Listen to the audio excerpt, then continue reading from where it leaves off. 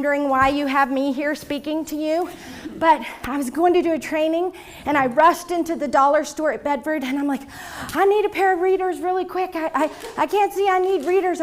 And so I got them and I threw them on the counter, and as I bought the readers, I had 2 pairs of readers on my head. And the girl just looked at me. She was so sweet. She looked at me so nicely and she's like, you have some glasses on your head. And I'm like, oh, not only 1 pair, but 2. Good. I store them there. I keep them in different places in my drawer. I never know where they are. So if I switch in front of you, that's why. A pair for only at night, when it rains, a pair. The fact that you're laughing lets me know you know what I mean. That's called recognition laughter. So okay. I'll let you go. So ladies, it's my privilege to introduce our keynote speaker this morning, Dr. Cain, and her bio is in the folder. And go to it, Dr. Cain. Okay, thank you. Thank you for having me. We're going to have about 45 minutes with a little bit of time, maybe 10 minutes after or so, for questions or discussion.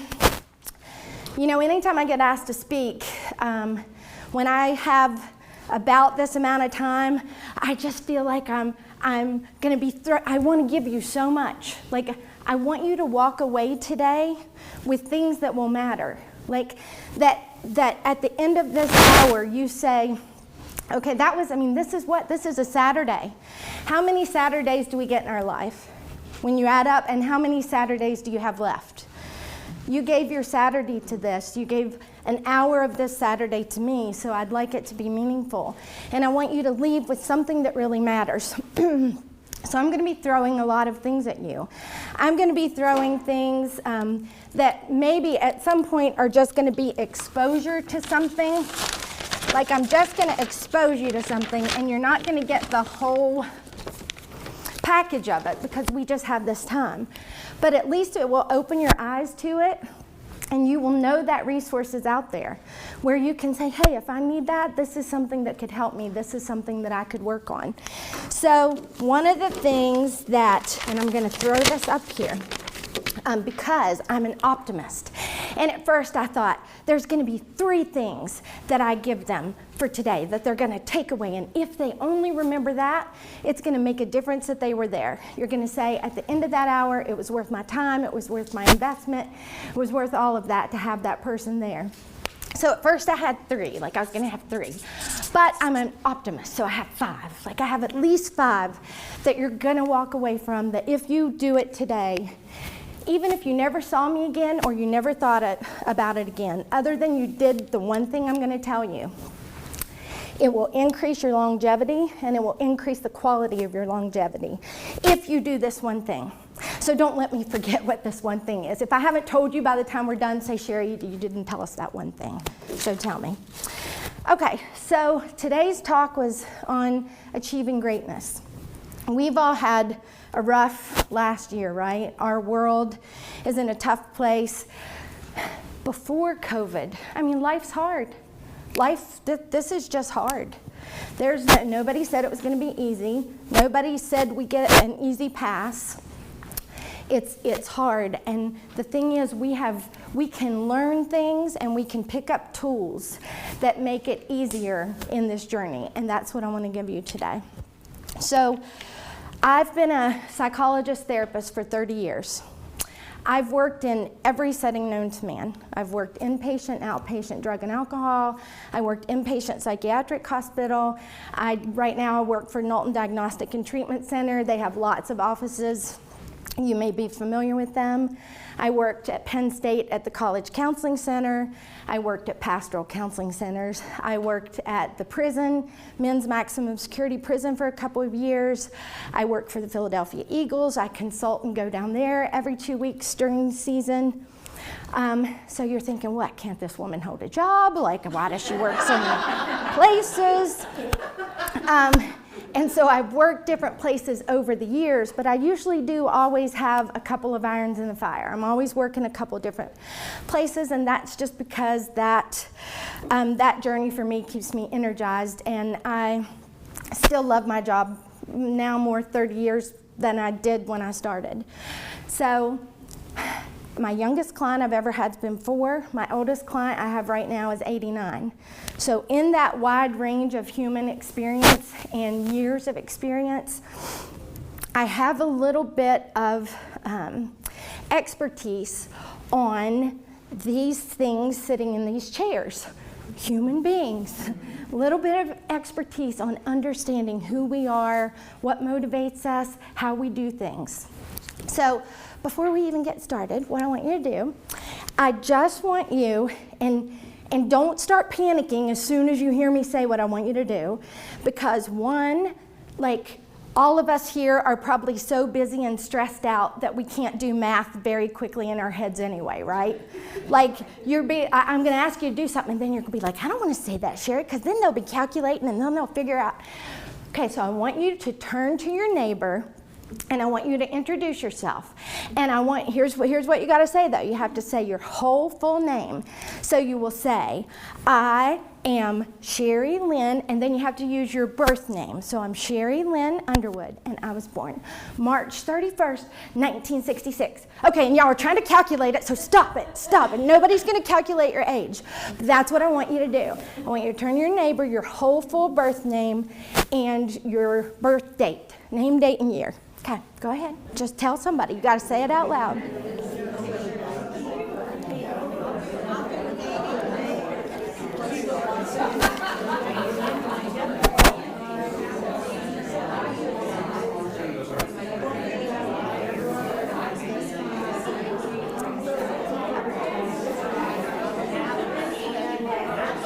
Okay. All right. Now let me have you all come back. Let me have you come back to the room. Come on back. Okay, now wait a minute. After having this much trouble getting you all back to the table and to quiet down, I know we're going to have a good day. The other thing it makes me want to ask you is anybody here from West Virginia? Okay, well then I understand for you and me, because we're from West Virginia, and it takes me 3 minutes to say my name and my birthday. I am Sherry Lynn. The rest of you, I don't know what took you so long. Your name and your birthday, okay? So here's the thing. Here's why I had you say that. In all of history, since the beginning of whatever we call time, how many of yous have been here since the beginning? How many of you, the person that you just named and the... One person. And for all of the rest of eternity, how many of you will there be born? Us. One. My goodness, just sit and take that in a minute. Let it wash over you, the enormity of that, the specialness of that, the one and only, that whatever thought you were meaningful enough to roll you up out of wherever you think you came from, whatever people believe, rolled you up and spit you out, that there's only one of you. My question to us is, now some of us might have got this vessel beat pretty up, so it beat up pretty much since we've been here, right? Like some of us have some scars, some physical scars, some emotional scars. But the fact that there's only ever been one of us makes me wonder every day why we're not all just strutting around like peacocks. Fluff your feathers up, strut around like a peacock. Yeah, there's only one of me. I want you to think about that. I want you to think about the way we speak to ourselves, phrases that we say to ourselves. So one of the things I'm going to put up here that works on achieving greatness is mindfulness. You're going to hear me say that in how we speak about ourselves and what we say to ourselves. So that's one of them that's up here. You know, one of the phrases that I always write at the beginning for trainings, and it was sort of funny, the things that when I didn't see a PowerPoint set up and I didn't know that was a TV, I was like, and this has happened. I mean, I go to trainings all the time. Technology fails. And then my little old 1980s boombox, this morning, it was working in the kitchen while I was dancing. When I plugged it in just now, no work, no power. And I tested the thing, but the phrase that I always carry with me is, it's okay, I'm a way maker. I'm a way maker. I'll make a way. There will be a way. I don't know what it is. I've said that to my kids. You'll hear some of my story in this little bit. You know, I've said to my kids, it will make a way. There's a way, I'm a way maker. You know, one of my friends, when we work with the sports teams, he's like, we're throwing haymakers because we're way makers. He adds that in there too, you know, throwing the haymaker punch. Although the haymaker is not the strongest punch.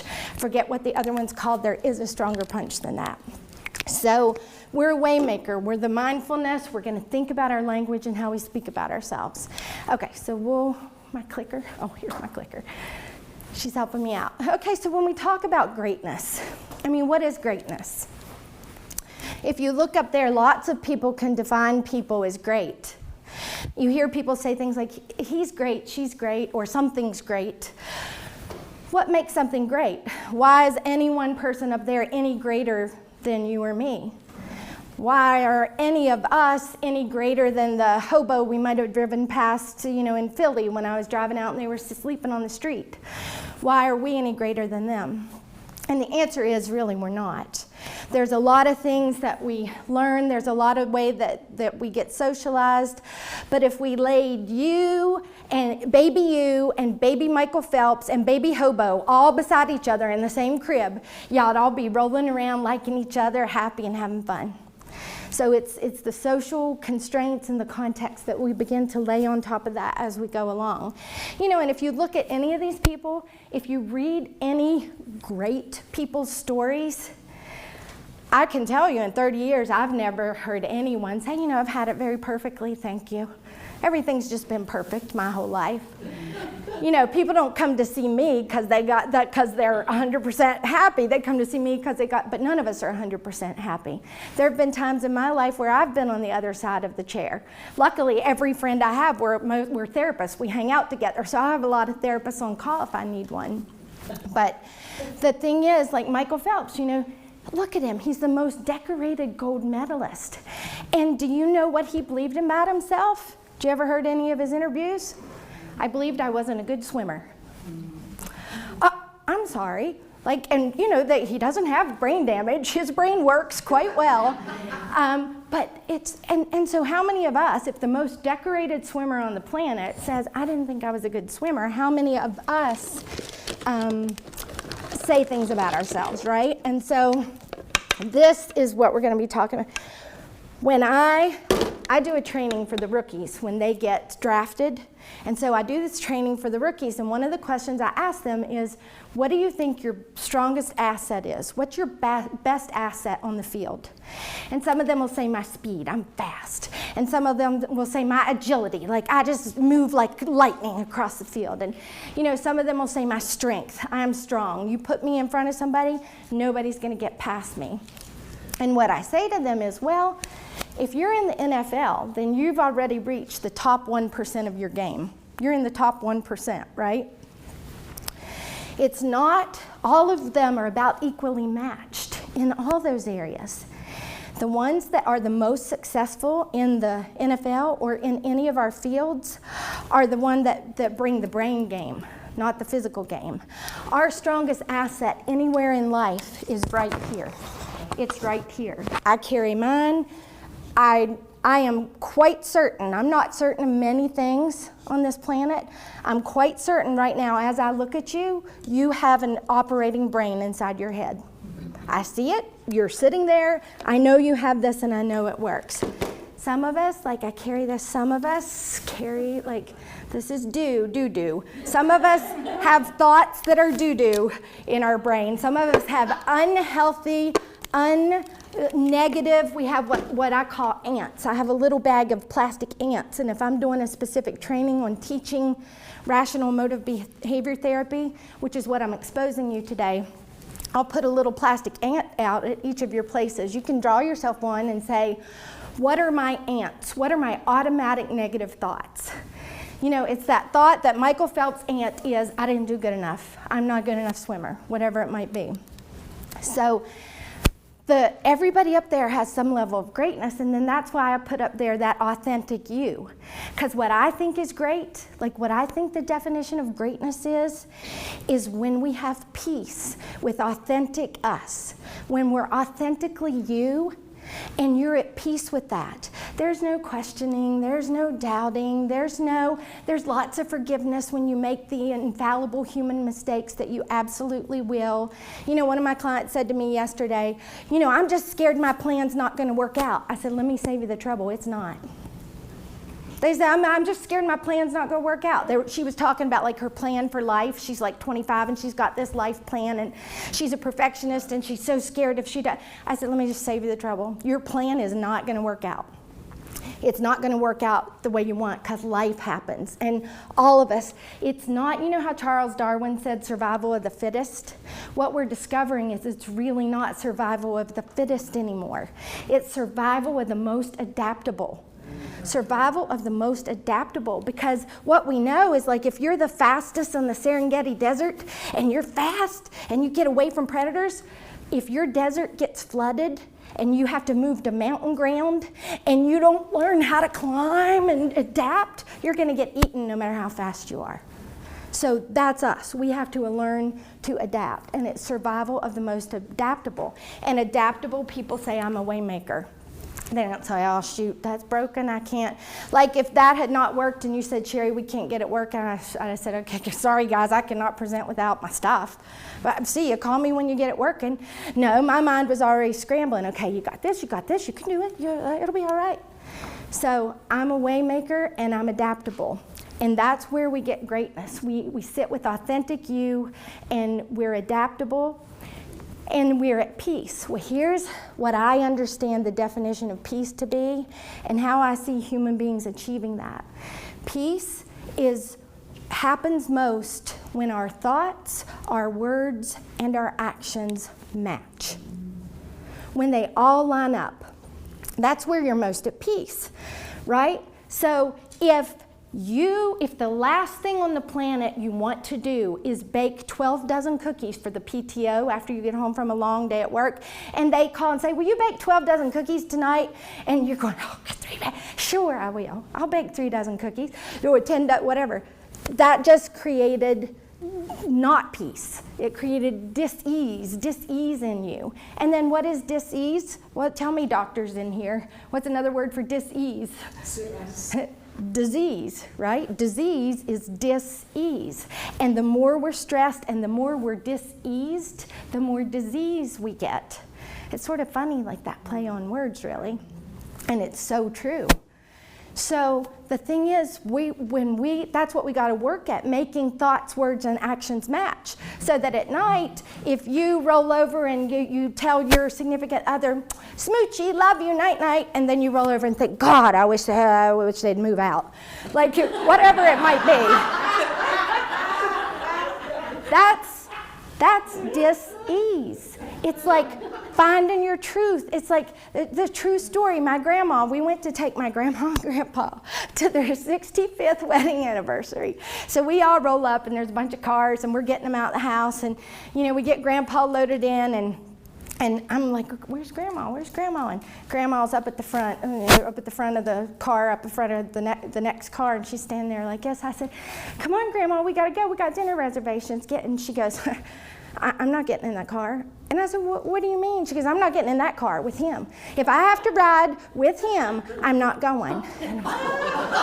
So if grandma has to ride with him to her 65th anniversary party, she's not going. So we didn't force her, we didn't make her, we let her ride in a different car, and they got there and they had a fine time. We won't go into everything else that goes with that, but I'm just saying, that was a bit of dis-ease.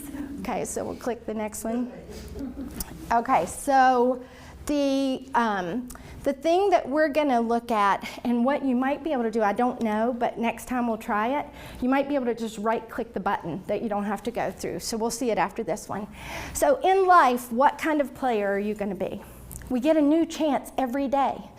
We get a new slate every morning that no matter what happened yesterday, Albert Ellis is the founder of what's called rational emotive behavior therapy. That's in a sense what I'm teaching you today.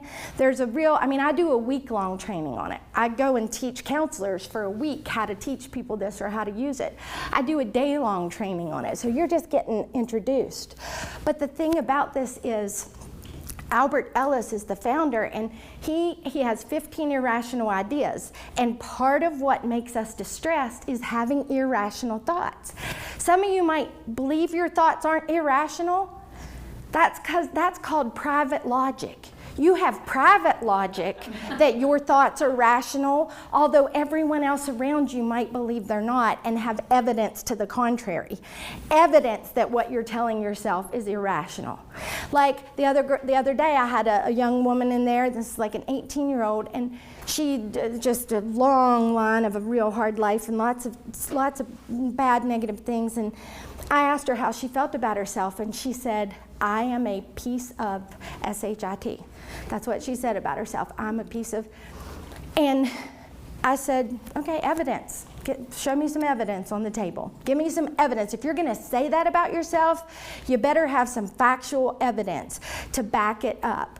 Oh, well, I ran away from home because, my dad was beating me and that makes me a bad daughter. Running away is not exactly smart, but I think the intent is good to not be happy and content with a situation where you're getting beat. So all of us have some. I always tell people, spend 20 minutes with me and I bet, like I would do a bet on it, that I could find at least one irrational thought you carry in your head about something. And it's not that it has to be distressing. Sometimes nowadays people go to coaching all the time, and it's not for like some deep-seated mental health issue. It's like coaching to get my life where I'm functioning as a Sunday player. So what kind of, in the game of life, let's talk football. What kind of players play football on Friday night? And then Saturday? And then Sunday, Monday and Thursday now, but Sunday, Monday, Thursday, maybe coming up other days. But that's a Sunday player. I want to be a Sunday player in my life. I want to show up and bring the skills. I want all of you to be Sunday players. I want you to show up and say, I've been operating at a Friday night level because I really want to do this at-home business, and I just don't have the courage. And I want you to go to the Sunday. I want you to go to the Super Bowl with your goal, and the Super Bowl with what it is you want in your life. Okay, let's maybe right-click and see if it'll take us to the next one. Oh, okay. And it doesn't just let you. Did you left-click too? Okay, we'll left-click next time. But the thing is, it is the power of the mind to be unconquerable.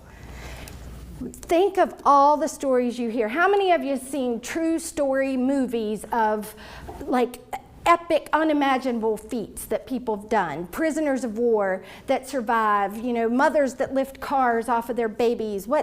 These epic feats. They're not any more special than you or me. Do you know that most people can be trained to breathe underwater for 12 minutes? You could breathe underwater for 12 minutes if you went to if you decide right now, October 16th, 2021, my goal is I want to breathe underwater for 12 minutes. You could get there. You could achieve that with the right training. How many of you right now could speak fluently to me in Japanese? Do you believe you could learn Japanese? Oh, yes.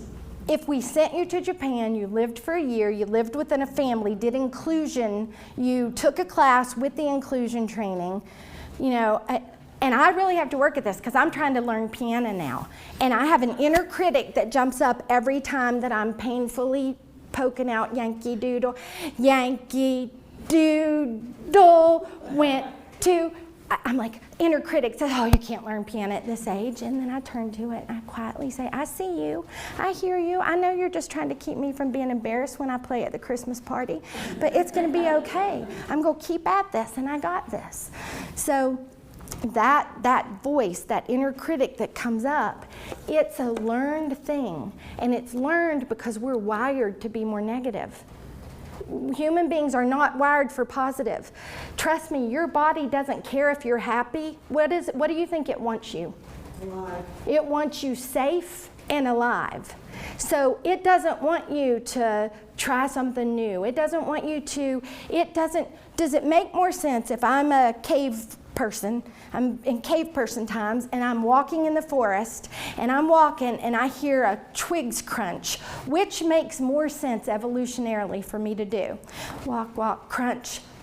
Oh, that's probably a soft bunny. I bet it's so cute. I'll wait to see it. Or does it make sense for me to hear the crunch and go, what was that? What's saber-toothed tiger, woolly mammoth, what's gonna get me? How can I keep myself safe? What's my nearest escape course? That's what our brain does. Our brain wants us to stay safe and not be happy. We have to work at being happy. We have to work, but boy, what a goal. What a great goal and what a reward when it works. And you know, all of us could define happy differently, but you know, contentment, peace, happiness, whatever version of that. Okay, let's try a left click and see what happens with that. Maybe the same thing. I apologize if you have to keep clicking the other way. Try a left click and let's see, just to click it. Did that work? Okay, yeah, we'll do that. So the brain, how many thoughts a day do you think go through your brain? 70,000. Now, I don't know how they accurately measure. Somebody does, because I tell you this. 30 years ago, when I learned what I know, we didn't have brain science to watch what happens when you say a single word differently.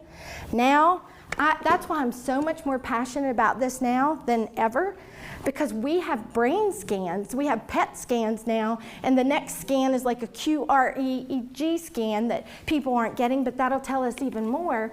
But we can watch where your brain lights up and where it fires and what kind of reactions sentences and words and experiences have. To know that words are powerful, the mind-body connection, how many of you believe there's a mind-body connection? Okay, you just proved it. Did you consciously think when Sherry said that, okay, body, get ready, raise your hand? Like, did you think that? Did you think, I'm going to answer Sherry's question. She has just asked me how many believe this, so I'm going to raise my hand. You didn't think that. Mind-body connection, you heard me, there was firing of neurons, you didn't even have to think about it, you just raised your hand. So mind-body connection work is proven and powerful. Now, here's the other thing. This is where therapy is great, or coaching, or if you read a self-help book or you watch a video, now you can YouTube all sorts of famous people and TED Talks that are awesome and all that you can download and get every day. Here's the thing. Of those 70-some thousand thoughts, how many do you think are conscious? 5% are unconscious. 5% so that means 95% of the thoughts are more subconscious, and so that's why often, clearly for teenagers, when you ask a teenager anything, what is their most common response? No. Oh, no, that's a good one. Or I don't know. Why did you do that? I don't know. What do you do? I don't know. Kids don't. A famous comedian said one day he walked in and his son was like 14 and like some of his hair was cut off, like just half of his hair, and his dad's like, why is your hair cut? Like, why is your hair cut? And his son's like, I don't know. And he's like, what do you mean you don't know? Did you have your head with you all day? How can you not know how your hair got cut? But so a lot of us don't know what drives us or motivates us, and it's more unconscious. Okay, next, just left click there. And how do we get how we are? How do we get to be how we are? Is it nature or nurture? What are your thoughts? Both.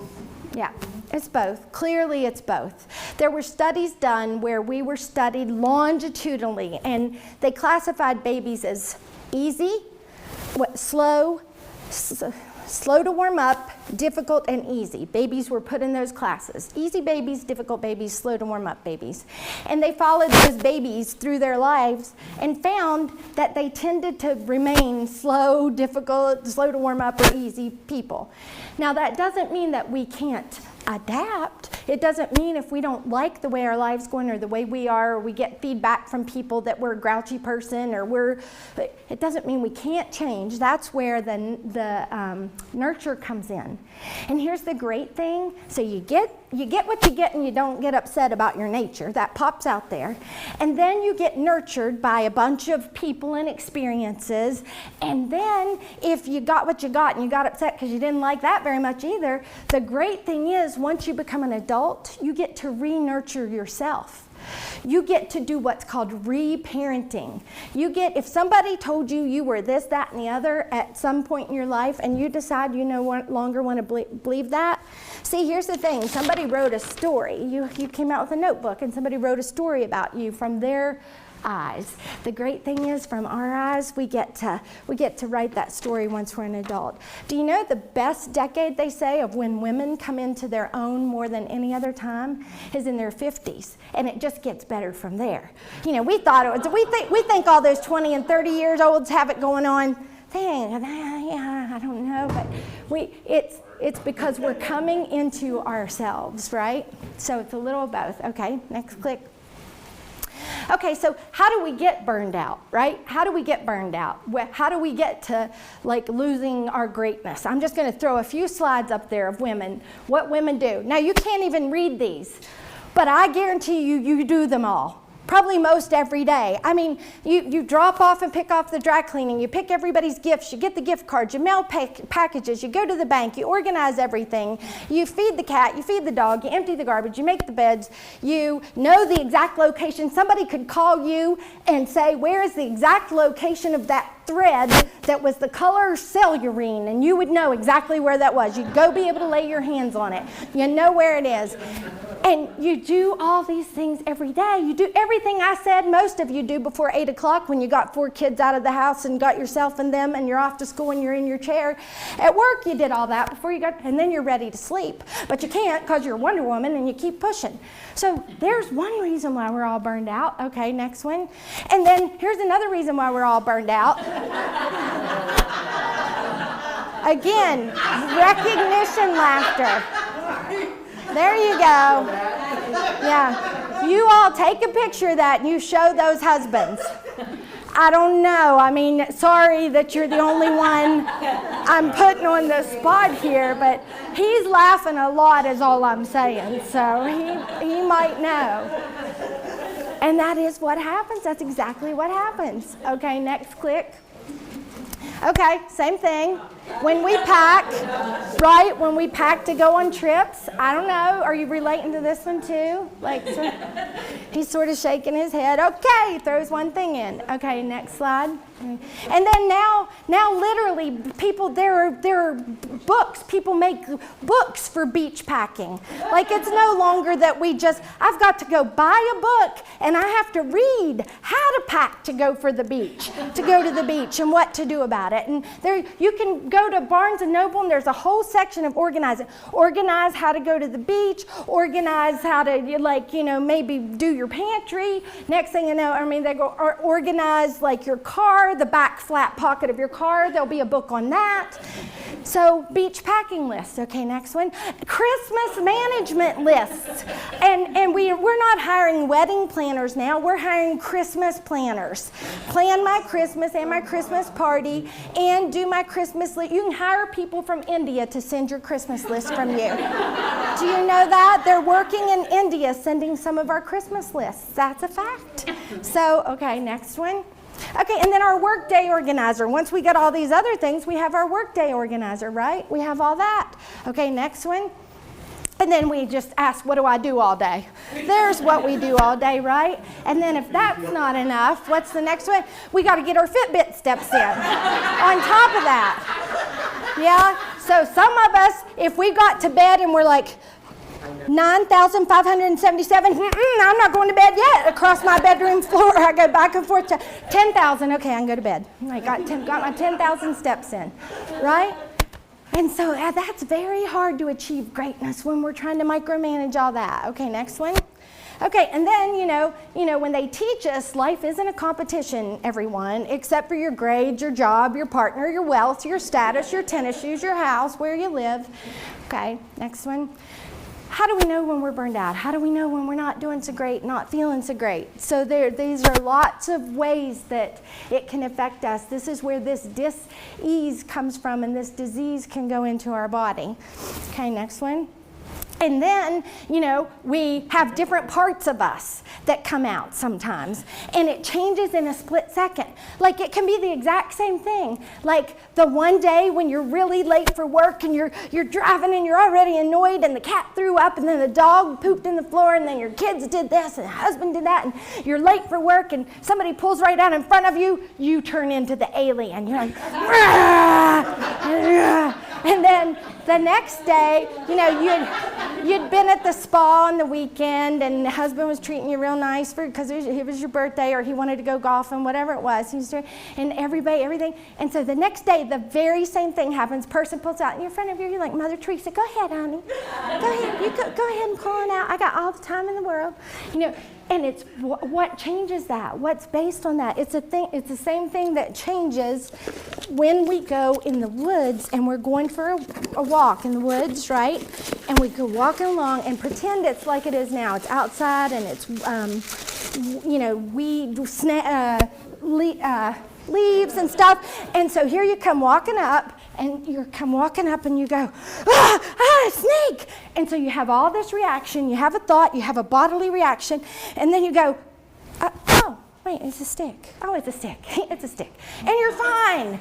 You're fine. I propose that it's the exact same thing, even with everything horrific that happens to us. Truly. And I've got some stuff that's been heavy. It's not like I've had light stuff to practice this on. But I propose that, I'm not saying it's easy, but I know it's fully possible that we have the same power that the snake to the stick with whatever life throws at us. Because the brain operates the same way. There was a fella that he was maybe in Australia, and he was hiking with people. He's a doctor, and he wrote all these books, and he studied pain, and he's walking on this hike, and when he gets a thorn, like scrapes him, and he's walking, and he's almost to the end of the hike, and he collapses and nearly died from being bitten by whatever the most poisonous snake was. But his mind perceived that it was a thorn, and until his body went into the reaction from the venom, he didn't fall over. So he processed this, and then this was a few years later, and then this is what got him writing about pain, because he's out on another hike, and he gets stuck by a thorn, and he drops to the ground with crippling, excruciating pain, cannot move, because history of learning is, I'm going to die, I got bit by a snake, but it's not, it's a thorn. So he has to sit there and process a minute, and then he's like, oh, no, okay, I'm fine. It was a thorn this time. I'm fine. And he got up and he finished his walk. Our brain is that powerful. You do it, and this may have never happened to you. Maybe you saw somebody it happened to, or maybe you saw it on a sitcom. But some of you might have been in a big old argument with somebody, and you're going, rah, rah, rah, rah, rah, and your phone rings, and you go over and, hello? I imagine most of you did not scream angrily hello into the phone. How did you do that? You did it the exact same way. You changed your brain that quick. And I propose that you can do that this Thanksgiving or this Christmas with whoever you're carrying something with that is not good in there, some sort of yuck with somebody. I propose you can let go of it and change it the same way, because you're the only one it hurts. It's not hurting them for you to have yuck about something or about any minute you spend not at ease takes a minute off your life. The other day I sent this to my mom because my mom loves hot dogs, and she loves Sheetz hot dogs, and she'd want to have a Sheetz hot dog for Thanksgiving if we'd let her. And something said, like, it was like, for every hot dog you eat, it takes however many minutes. I sent it to her, and she's like, I should be dead. Like, I should be dead. But I propose the same thing. For every minute you spend in anger at somebody, every minute you spend in guilt about something that is in your past, it does the same thing. It affects your longevity. There is a path, and there are tools to let go of all of that stuff. And that is this rational motive therapy, this language that I'm talking to you about. Okay, one more click. And again, you're parenting. Some days your kids, like, they can spill milk one day, and the next day when they spill milk, whatever it might be, let's click through. What do we lose with our burnout? These are all the things that we lose with burnout. It's important. It's worth it. I want you to look at the person beside you. I want you to look at them, and I'm going to say a sentence, and we're going to say 3 of them. I want you to repeat it. I want you to say, I see you, you matter. I see you, you matter. I want you to say, you have perfect value. And we do. What if our only job here is to look around? And what if we believed we had perfect value? What if you just woke up with perfect value and you didn't have to prove it and you didn't have to earn it? That you just had perfect value. Raise your hand if you will, because none of us will judge you, but would any of you pick up a little tiny newborn and scream at it and tell it was awful? I mean, I'm kidding. We probably might judge you if you said you'd do that. But you wouldn't do that. So why do you do it to you is the question, right? So let's go next one. Okay, just, and this is again when thoughts, words, and actions match, when there's a deep rage burning in you, but you got to act nice because you're at work, right? So if we have to if we choose to go to a job every day that we don't like, that means there's something we can do differently. What can we change, or what can we fix it, or do we need to change it? Do it, fix it, change it. It's a good mantra. Do it, fix it, change it. Just do it. What's the worst thing that's going to happen?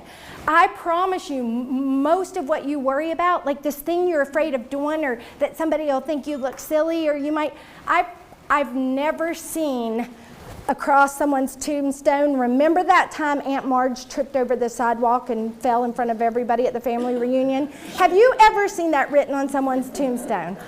Or anything like that, that's immortalized in your history forever, in your legacy. Okay, next one. Okay, so these two things I'm going to just mention to you. We're going to skip some slides on those just because we don't have time. But two things, transactional analysis and rational motive behavior therapy. Those are two therapies, and there's lots you can read on them. There's books on them. You can ask me about them afterward. But anybody I work with, I teach them these two things, transactional analysis and rational motive behavior therapy. I teach them to companies. They work with their employees on them. The answer to this question is what, if we're just being logical? How many people are in a conversation between two people? But there's not. That's why conversations go south. That's why you think things are going to go a certain way, and then you're going, what the heck just happened? Why did Susie act like that? It's because you have 5 parts and they have 5 parts of their personality. So you sometimes don't even know what part you're in. Sometimes you get hooked right out of your adult ego state, and if you can click one more for me, sometimes you get hooked out of your adult, and sometimes you move from sitting in your adult chair to your child chair. Sometimes you're at work in this adult chair and you get a phone call from home and you slide right out of your adult, and you still look to all the people around you like you're an adult, but inside you're either mad or you're sad or you're upset. You slipped out of your adult. So these parts of the personality, it's good to get to know you and all those parts of you, because our adult part is the part that's rational. Our critical parent and our not okay child parts of us are the most irrational things there are. And some of you are aware of them, and some of you are not aware of them. Somebody who sits in my office and goes, I am not angry. And literally it happens. He's sitting there, his hands are clenched, and I'm like, interesting, and eventually we get to, yeah, I am angry. I'm in my critical parent, and I'm critical a lot, and I'm able to now see that that's how people perceive me. Okay, next. Okay, and then this is what we move. If I asked you, write the answer to this question, where do feelings come from? What would you write on your paper? What would you write? It's a test. They want you to write an answer. Where do feelings come from? I teach this, last time I taught it, I was teaching it I had 75 therapists in the room. If they don't know cognitive therapy, they don't have the answer to this. If I have 300 people in the room, the answers are always the same. The top 3 answers people give, they come from my heart. We have that, they come from my heart. That's the number 1 answer people give. And we have phrases that perpetuate that myth. What if somebody breaks up with you and you don't want them to? What do you have? I have a broken heart, or I have heartache. We have the second most common answer is my insides. My feelings come from people who touch their stomachs. And then we talk about butterflies in our stomach, right? I say I have butterflies in my stomach if I have to get up and speak. The third most common answer people give is my feelings come from outside of me, like from external circumstances, from people, places, and things cause me to feel. Now, the thing about this, all three of those answers are wrong. They're absolutely wrong. Our thoughts come from our brain. So the model is our thoughts cause our feelings, which cause our behavior. Like I said, you didn't think I'm going to raise my hand, you just raised your hand. Your thought produces a feeling. Here's the thing with the road rage. You're late for your job, you're going down the road, somebody pulls right out in front of you. It's a 55, the speed limit's 55, you're going 65. They pull in front of you and start going 47, and you're like, oh, I've got to get to work. Could you get out of the way? Do you not have a job? Do you not have a life? Whatever you're saying to them. No. So then they act like they're going to get off, and you're like, oh, but no, and then they drop to 37, and you were just so angry. And then they stop. They just stop in the middle of the road, and you're like, you can't even get out of the road to figure out where you're going. And their door opens, and a woman falls out into the street. What just happened to your anger? How quickly? Like, unless you're a psychopath. If you're a psychopath and you just veer around her and keep going, that's sort of diagnostic if you veered past her. But most of us, again, that immediate, remember this, because every thought you have you don't like, I promise you can do the same thing. You have to say adult forward, the adult in me forward, not, you don't get to drive the bus today. You don't get to drive the bus. Toddlers don't do well driving buses. You're not driving the bus of my life. You were doing, my son was diagnosed in 2010 with an inoperable brain tumor on his brainstem. So he still has this. It's been stable. He's had 5 brain surgeries. He's had 2 ventriculostomies and a shunt. And there was a time where I thought I would not get out of my closet floor. For 3 months, I would retreat and be in a ball in my closet, because for 3 months, we didn't know whether it was most aggressive and whether he would have less than a year to live. Thank goodness he is still here. He just, he was life flighted out of Bedford Hospital in a coma, and they told my husband, I went in the helicopter with them, and they said, have a car drive you because your son won't be alive when the helicopter lands. His pupils had already blown and his heart was stopping. Well, that hospital he was taken out of, he just started working 3 weeks ago as a physician assistant, taking care of people in that hospital. So, we had a miracle in my mind, but that's another story for another day. But that I propose that anything, here's what I've learned. And some of us, and I've learned this not just from people, but from kids. When kids, like when a 2-year-old has a tantrum, what do when they're done tantruming? They pop right back up. They're wailing and throwing themselves and they're fleeing, they pop right back up. Okay, I'm good, let's go, let's move on. We tantrum and we lay in our tantrum, and we stay in our tantrum feelings rather than popping back up. And I've learned that being okay, and excuse my language for a second, but being okay and being in hell can coexist. Like, you can have something completely horrific going on in your life and still have being okay with it. In fact, those things sort of have to coexist and learn to coexist, because we're going to get a lot of not okay in life, and you can't check out. You have to say, right now, here's a phrase that I learned, at this moment, we're all okay. My son has a brain tumor. I could get a call any minute. It could change any minute. My second daughter has a life-threatening illness. But at this moment, while I'm standing here in this spot, and this is this present moment living. Am I in the present moment? Because right now, at this moment, we're all okay. And guess what? None of us are promised the next moment. None of us are. What makes us think we have one more moment after this one? Nothing. So the more you can bring your brain into snake and stick and road rage that instantly turns to concern. That power is in you with everything you carry that you don't feel good about or you don't have a good feeling or deal with. And the holidays are coming up, and it's time to fix things. It's time to fix you. It's time thoughts, feelings, behaviors. Okay, next one. Road rage, we talked about. Learn to control your mind or be controlled by it. Next one. Okay, this is not greatness language. This is what I said. This is one of the things, the numbers up here. You're getting 3, 4, and 5 as we go along. Here's what this one simple switch. If you never saw me again or thought about anything I said, if you change these sentences, you will live longer and you'll have a higher quality of life. So this word, if you never say this word again, can't. I can't. Because can't is cement. Whatever you say you can't do, you can't do. Can't is cement. So I can't do that.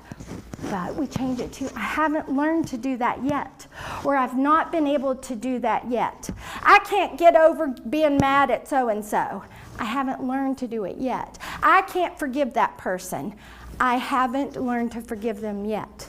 So can't is one that we want to change and get rid of.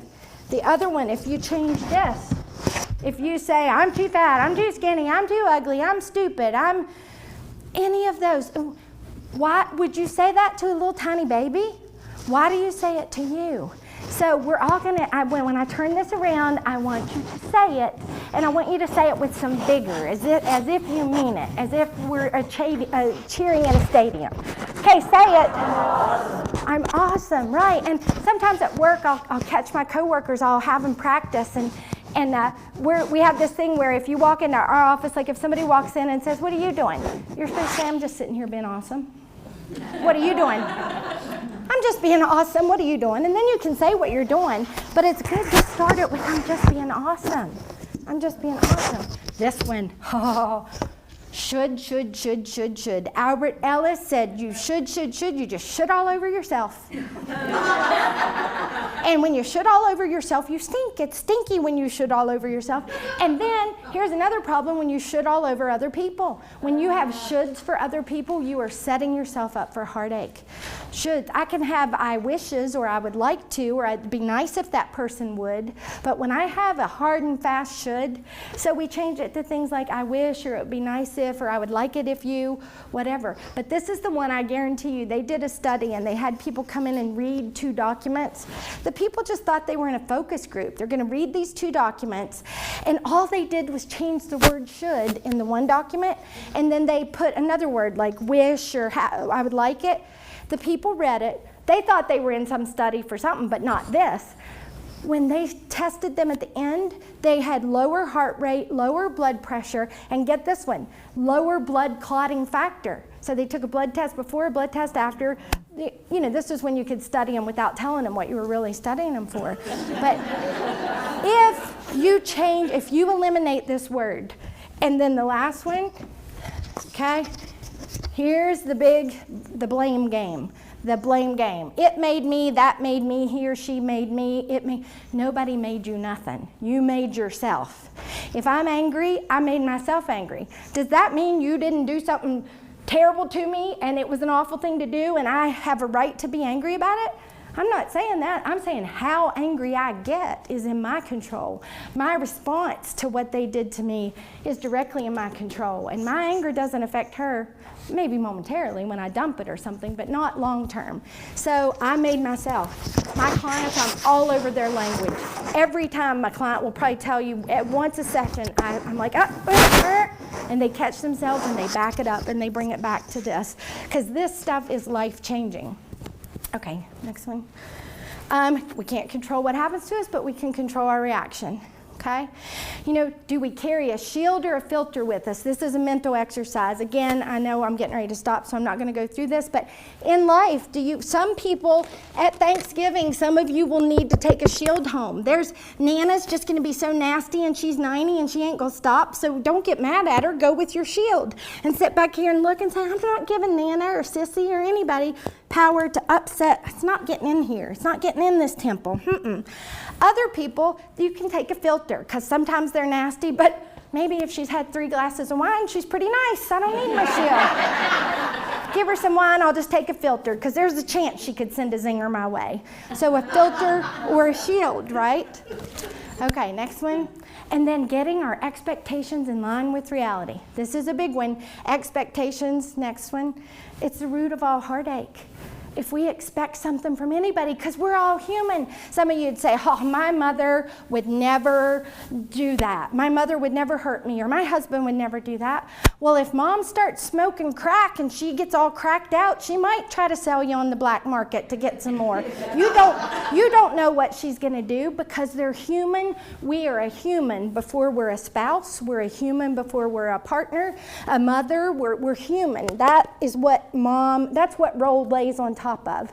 And humans are always capable of infallibleness and mistakes. So next, I do this exercise, which again we won't have time for, but we could talk more about it. You got to get your expectations in line with reality. If you wanted a teacup chihuahua, that's what you were sure you were getting, because you wanted to wear it in one of them Snuggies, and you wanted to carry it in your purse in the grocery store, and you just wanted little tiny poops, and you didn't want to have to buy big food. And then you go to the pet shop and you come home with a St. Bernard. Would it make sense to be mad at that dog every day? God, you're not little. Look at you. As big as you are. That would make no sense. But some of you have a St. Bernard mother-in-law that you get mad at all the time, because she's a St. Bernard and you're mad that she's not a Chihuahua, in whatever metaphorical way that shows up, right? So we got to get our expectations in line with reality. Everybody has a number. You give them a number. You write a job description. If Nana's a 2 and every Thanksgiving you go hoping Nana's going to be a 10 and show up in the way 10s do, 10's a perfect score, look how far you have to fall. Because what are 2s going to be? Let me hear you say this. 2s are going to be 2s. Okay, let me hear you say this. 2s are going to be 2s, and there's nothing I can do. 2s, and there's nothing I can do. Okay, write that down. 2s are going to be 2s, and there's nothing I can do. Okay, next one. This is when your life changes. Ownership. That's the biggest word you want to know. The second you decide to take complete and utter 100% ownership. If you go, my life sucks. Take 100% ownership. Why does your life suck? What are you going to do about it? Never again. Say, after October 16th, 2021, I am going to stop blaming. Let me hear you say that. October 16th, 2021, I'm going to stop blaming. I'm taking 100% ownership of me. Let me hear you say that. 100% ownership of me. Okay, and the other O word, offended. Everybody's offended. Everybody's offended by everything.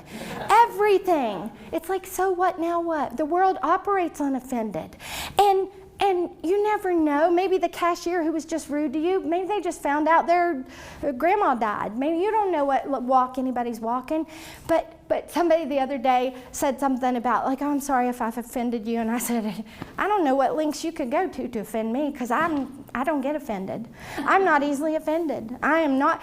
And I had a clear, I wish I could have taped what happened in the Philadelphia, because I went down to work before the game Thursday, and I was parking in the Philadelphia parking garage, and some Philadelphians have niceness as a challenge for them. They're challenged at being nice. And I was not able to find where I was going, and I walked over. This woman had on an outfit that looked like she worked there, and I mistakenly did not realize nothing about her, like, said, don't approach me because I'm about to cuss you out one side and down the other, because I'm like, I'm sorry, excuse me, can you tell me which exit I should take for the hotel?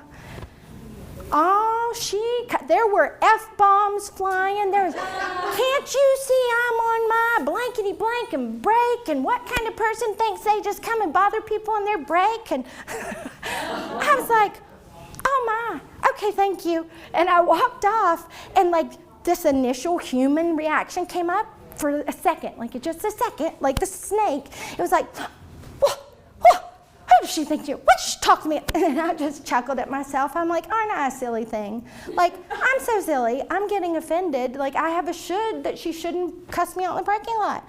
Well, who says? Maybe that's what she does. Maybe she's a 2, and she's a perfect 2, and 2s cuss people out in the parking lot. 2s do what 2s do. And so, like, I just chuckled at myself that I was even going to have a reaction. I'm like, oh, okay, let's let the water off the duck's back. Okay, so next, we teach people how to treat us. That's a good phrase to remember. You teach people how to treat you. Okay, next one. Our mind is powerful. You take a pill and you think, you used to do placebo studies all the time, and it was the mind, not the pill. Last, okay? Our life is what our thoughts make it. Peace, I've already told you what I believe peace is. Muhammad Ali, he said, I'm the greatest before he said, I'm the greatest. I said it before I even knew I was. So he said it and he manifested it and brought it into fruition. In the face of uncomfortable circumstances, sometimes the only thing we have the power to change is our mind. How often do you use that power? And friends, get a good friend. A friend will help you. That's another thing up here. A good friend will help you move. A true friend might help you move a body. And they'll give you the benefit of the doubt before they get yourself a cheerleader. A cheerleader, not a fan. What do fans do when the team's winning? Yeah. What do cheerleaders do when the team's winning? What do cheerleaders do when the team's losing? Cheer. What do some fans do when the team's losing? Boo. You want to surround yourselves with cheerleaders and not fans. Get yourself cheerleaders, okay? And the next one, okay? Anne Lamott, any of her books I love, but this quote, I don't think you have time to waste on somebody who doesn't respect you. And you know when you're around people that make you hold your breath, and you know when you're around people that your breath comes easier. Cheerleaders and people who make your breath come easy. Breathing exercises, again, we're out of time, so I'm just going through these. Why should we work on meditation? Breath and meditation would go up here. Okay, next one. That's why. That's what meditation produces in us. Okay, next one. What have you gained from meditation? Nothing. I'll tell you what I've lost. I lost anger, anxiety, depression, insecurity, fear, and death. Every day set an intention. When you wake up, I am not going to blame people today. I am a way maker. I am going to let twos be twos, whatever your intention is. One more. Okay, and then belly laughter. Find a way to have belly laughter. Like my kids, I know they think I have way too much time on my hands, but I don't. I do it like, it only takes a second to put googly eyes on everything in your refrigerator. Like, so that when you open, it takes 5 minutes, and when you open your refrigerator, everything's staring at you. I mean, that makes people laugh. I don't have too much time on my hands. That's just funny. It makes people laugh. What are you doing to have humor in your life? What are you doing to have things be funny and silly? Next. Okay, every day you should hear a good song, read a good poem, see a fine painting, and speak a few sensible words. So we're going to have you wind up with a few sensible words. Let me hear it again. Okay, and we're going to, there's a painting, so you saw the girl with the pearl. You have a good quote. There's so much about our lives that we can't control. Here's what I can control. That last sentence, I can choose my words and the tone of voice, and most of all, I can choose my thoughts. Okay, and I know that's quick, making connections and love and loving this part. You're the peacock. Strut your feathers. Think of that one and only you. 2 questions, they're all that matters. Not what I have, what I do, what was I loved, and did I love well? And I think we're at are you going to finish strong? Another one that was on that front slide of greatness, he was born without any limbs. He used his mind. Okay, and I think that's it. Yep, that's it. Okay, I went a little over, but so hard. So we can ask any questions. If anybody just wants to, I'll sort of start packing this up, and I don't know what y'all are doing next, but I'll be here packing it up, and I have, I'll put some cards out here that if you have any questions, my number's on here, and email. If there's anything, because I know it was quick, and I knew I went over a lot, but if you'd like to learn more about any of this, or you'd like any recommendations for books or anything like that. Well, I think everyone can say they went home and learned something, didn't you? Yes. Absolutely. Let's give her another hand. Thank you. And on behalf, it looks like it's all pressed up. Oh, that's really okay. But anyway, this is something special for you. Okay, thank you very much. You're very I welcome. appreciate it. And Thank